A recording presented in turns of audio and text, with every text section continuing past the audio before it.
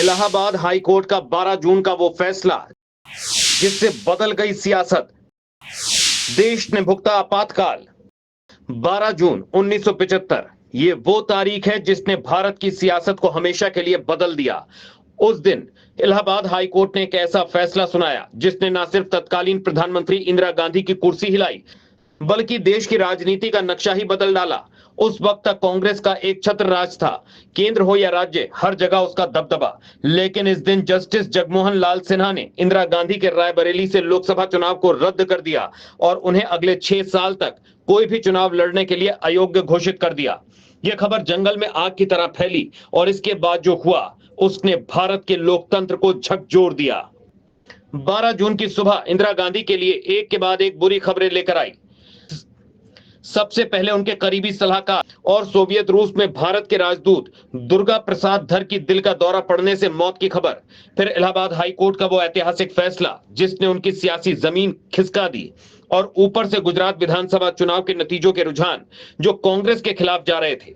इन तीन खबरों ने इंदिरा गांधी को हिलाकर रख दिया। इलाहाबाद हाई कोर्ट में जस्टिस जगमोहन लाल सिन्हा ने समाजवादी नेता राजनारायण की याचिका पर सुनवाई की। राजनारायण ने 1971 के लोकसभा चुनाव में इंदिरा गांधी की रायबरेली सीट से जीत को चुनौती दी थी। उनका आरोप था कि इंदिरा ने चुनाव में सरकारी मशीनरी का दुरुपयोग किया और भ्रष्ट तरीके अपनाए।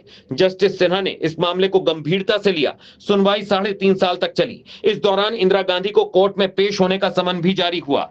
आजाद भारत में यह पहला मौका था जब किसी मौजूदा प्रधानमंत्री को कोर्ट में कटघरे में खड़ा होना पड़ा।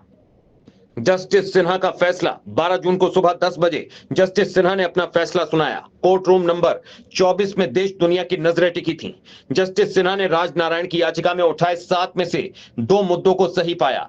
पहला, इंदिरा के ओएसडी यशपाल कपूर ने सरकारी नौकरी छोड़ने से पहले ही उनके लिए रायबरेली में प्रचार शुरू कर दिया था। दूसरा, इंदिरा की चुनावी सभाओं के लिए यूपी सरकार के अधिकारियों ने सरकारी खर्चे पर मंच, लाउड स्पीकर और शामियाने लगवाए।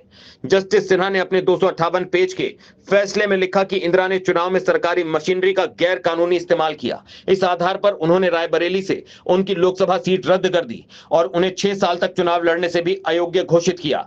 उसी दिन गुजरात विधानसभा चुनाव के रुझान आए जो कांग्रेस के लिए और बुरी खबर लेकर आए। इलाहाबाद हाईकोर्ट के फैसले ने इंदिरा के सामने 2 और रास्ते छोड़े, सुप्रीम कोर्ट में अपील या प्रधानमंत्री पद छोड़ना। लेकिन इंदिरा ने तीसरा रास्ता चुना। 25 से 26 जून 1975 की रात को उन्होंने देश में इमरजेंसी लागू कर दी। कांग्रेस का एक छत्र राज टूटा और सत्ता परिवर्तन का सिलसिला शुरू हुआ। राजसत्ता टीवी पर आपको मिलती है देश दुनिया से जुड़ी एक से बढ़कर एक खबरें। आप भी जुड़िए, हमारे चैनल को सब्सक्राइब करिए और बेल आइकॉन दबाना मत भूलिएगा